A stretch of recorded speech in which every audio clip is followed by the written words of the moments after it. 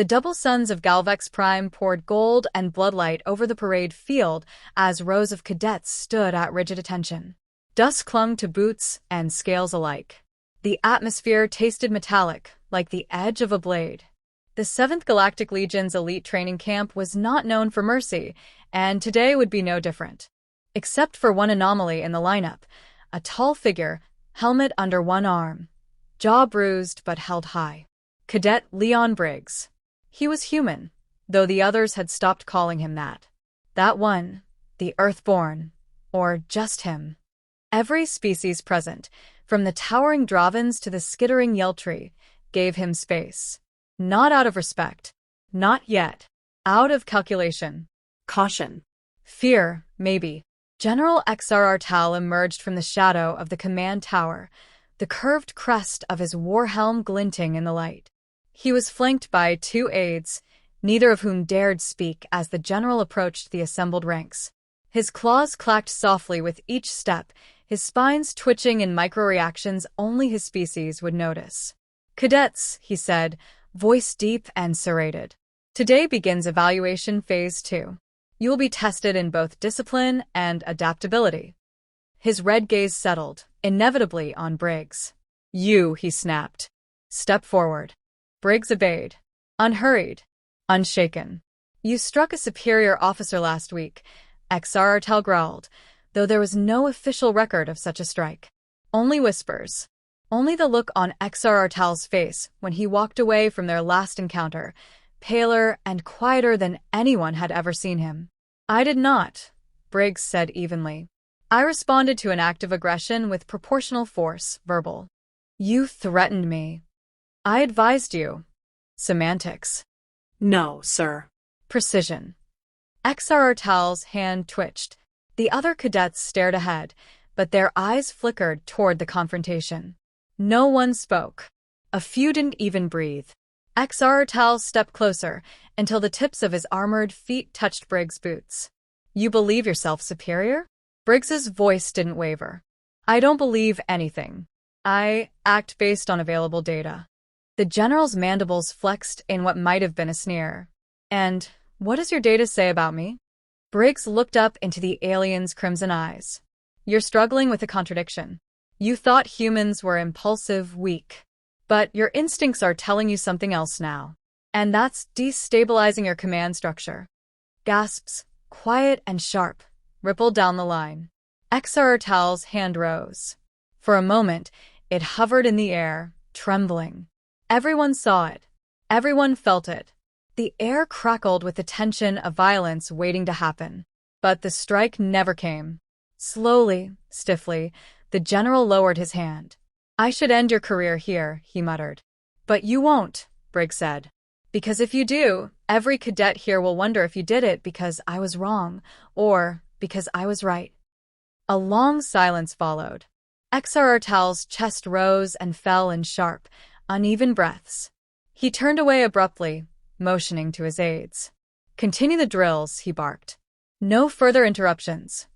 As he left the field, no one missed the way he walked, faster than usual, a trace of a limp in his stride, as if something deep inside him had been shaken loose and left unhealed. Briggs returned to his place in the line. The Draven beside him, twice his mass and coated in bone plates, whispered, "What are you?" Briggs didn't answer. He didn't need to. A new rule had just been written on the parade field. Not in ink, not in code, but in silence and memory. 3 seconds. That was all it had taken the first time. And today it hadn't even taken that long. The tribunal chamber was cold. Not temperature-wise. Galvex Prime regulated everything, but in atmosphere. Silent. Tense. The kind of silence where people breathe slower out of instinct, where even the walls seem to lean in to listen. General XR Artal sat stiffly at the table, his shoulders higher than normal, spines trembling in micro-adjustments. The left side of his face was darker than the right, not bruised, exactly, but lacking its usual luster. Shame did that. Or fear. Across from him stood Cadet Leon Briggs. No restraints. No security detail. Just the same steady posture, the same blank composure that had, inexplicably, unnerved one of the galaxy's most decorated warlords. His hands were folded behind his back. His expression was neutral, but the room, already on edge, reacted to him like he radiated something unnatural. Pressure, maybe, or presence. High Commander Viral, a willowy Zarnith with an obsidian carapace, spoke first. General XRRTAL has submitted an incident report stating that you, Cadet Briggs, threatened a commanding officer. Is that accurate? Briggs met the High Commander's gaze, unblinking. I issued a warning. Post-assault. The room rustled, not with sound, but posture. Shifting limbs, flicked antennae, blinked second eyelids. Cadets didn't talk like this. Cadets didn't sound like this. Viral adjusted the report in front of them. General XRRTAL states he experienced an unidentifiable fear response. That your behavior constituted a psychological attack. Do you deny this? Briggs cocked his head slightly.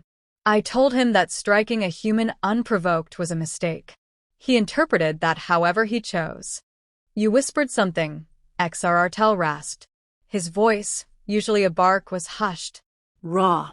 You leaned in and said something. Briggs nodded. I did. The room leaned in.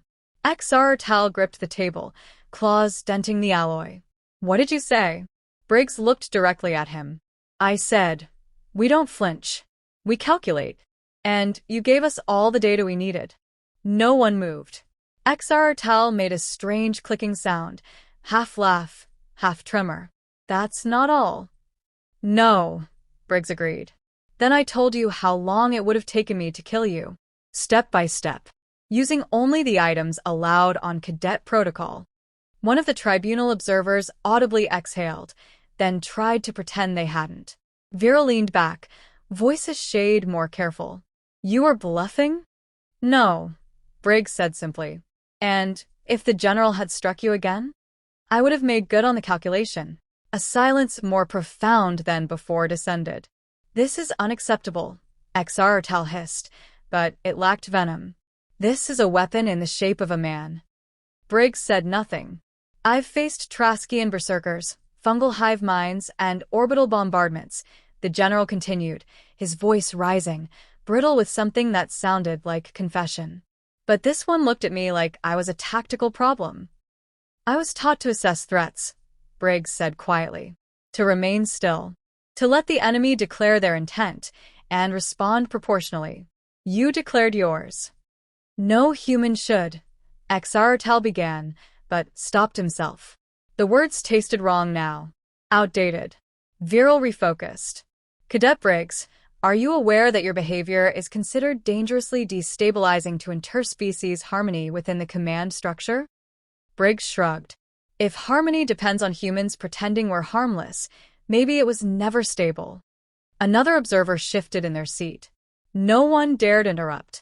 Your restraint, Viral said slowly, is the only reason this has not escalated into full disciplinary review. Briggs nodded once. Understood. XRRTAL's mandibles clicked once. Restraint is worse. You didn't fight back, but you won. You let me fall apart. Briggs didn't smile, but something in his eyes flickered. That was your own doing. Humans don't escalate unless forced. Why did you come here? XRRTAL demanded. What kind of species breeds soldiers like this? There was no dramatic pause, no flared music cue. Just Briggs answering flatly. Earth does. Another silence, heavier than gravity, settled. Viral tapped their datapad, tone shifting. The tribunal will review further training protocols. But for now, Cadet Briggs, you are not in violation. You are dismissed. Briggs turned, walking out with the same quiet stride he'd used that morning. No salute. No smugness. Just finality. As the door shut behind him, XRRTAL slumped slightly in his seat. 3 seconds, he murmured, almost to himself. Viral glanced at him. What? That's all it took. 3 seconds between the strike and the fear. He didn't even move. No one in the room argued. The training field had never been so quiet. Word traveled fast in military academies, and faster still when fear was involved. Cadets of every species gave Briggs a wider berth now, not out of spite, but in the wary way animals avoid deep water when they can't see the bottom. He was no longer the human, he had become a concept. A warning. A recalibration of expectations. Briggs, first part, carried on with mechanical precision, running drills, cleaning equipment, responding to orders with crisp, economical language. He didn't preen or gloat. He didn't remind anyone of the tribunal. He didn't have to. The air remembered for him. General Xrtal was no longer seen on the grounds. Rumor said he had requested reassignment to a frontier post. Some said he was in isolation. Others whispered he had resigned entirely. Whatever the truth, his absence left a vacuum, and everyone knew why. The cadet who hadn't raised a finger had unmade a warrior legend. Briggs sat alone in the mess hall that evening, finishing his protein ration with clinical detachment. The lights overhead flickered faintly. Aging infrastructure. Another thing Earth-trained soldiers learned to ignore. He was halfway through a nutritional gel when someone approached. She was slender, furred, with vertical pupils and insignia that marked her as senior. Lieutenant Ravi. Notoriously aloof. Her kind rarely deigned to socialize with humans. "You're not what we were told," she said, standing across from him without asking. Briggs looked up. "What were you told?" "That humans were emotional, fragile, unstable under pressure, prone to panic or blind aggression." "Accurate in some cases," he replied. "Depends what you teach them to do with the panic." Ravi sat. That alone was a shift tectonic enough to stir murmurs from surrounding tables. "You didn't retaliate," she said. "You calculated. That unnerves people more than violence." "Violence is easy," Briggs said. "Predictable. Patterns you can train for. But knowing when not to strike? That requires confidence." She studied him. Or something darker. Briggs didn't deny it. "What were you trained for really?" she asked. "Response," he answered. "To prepare for situations where chaos is the default. Earth has no shortage of those." "You were bred in fire." He smiled faintly. "We learned to live in it." A pause stretched between them. Then Ravi leaned in, voice lower. "Xrtal said you showed him how he'd die." Briggs met her gaze. "He asked what I said. I answered." "And you weren't bluffing?" No. She leaned back, exhaling. "We underestimated your species." "I know. Most of us won't again." He nodded once, then returned to his food. Elsewhere, in the administrative tower, a new memo circulated among Galactic Command. It bore the seal of the High Tribunal and the signature of Commander Viral. Its title was simple: Human Psychological Conditioning, Tactical Integration Guidelines. The contents were less simple. New policy revisions. Protocols for commanding officers. Restrictions on physical disciplinary actions against human cadets. Not out of deference, out of caution. It was not framed as punishment. It was framed as self-preservation. The final paragraph read, "Treat Terran personnel with the same strategic respect afforded to Class A threat-level species. Underestimate at your own risk." In his quarters, Briggs read the report. It had been sent to him automatically, as all policy changes were. He skimmed it, then closed the file. He didn't feel proud. He didn't feel vindicated. He just felt tired. The knock came precisely at 2100.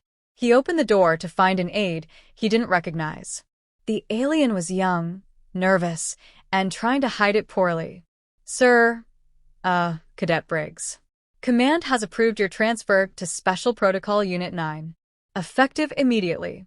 Briggs tilted his head. "What's the assignment?" The aide hesitated. "They didn't specify. Only that you're needed somewhere volatile." Briggs gave a faint nod. "Of course." As he gathered his things, the aide lingered. "Can I ask something, sir?" Briggs looked up. "What if he had hit you again?" There was no hesitation. "I would have buried him with his own command baton." The aide swallowed hard and stepped aside. Briggs walked into the corridor. Lights overhead buzzed softly, and somewhere far off, another alarm signaled another drill. But the quiet that followed him wasn't about drills. It wasn't about training. It was the sound of a new kind of fear settling in. Not of what humans might do when provoked, but what they might choose not to do.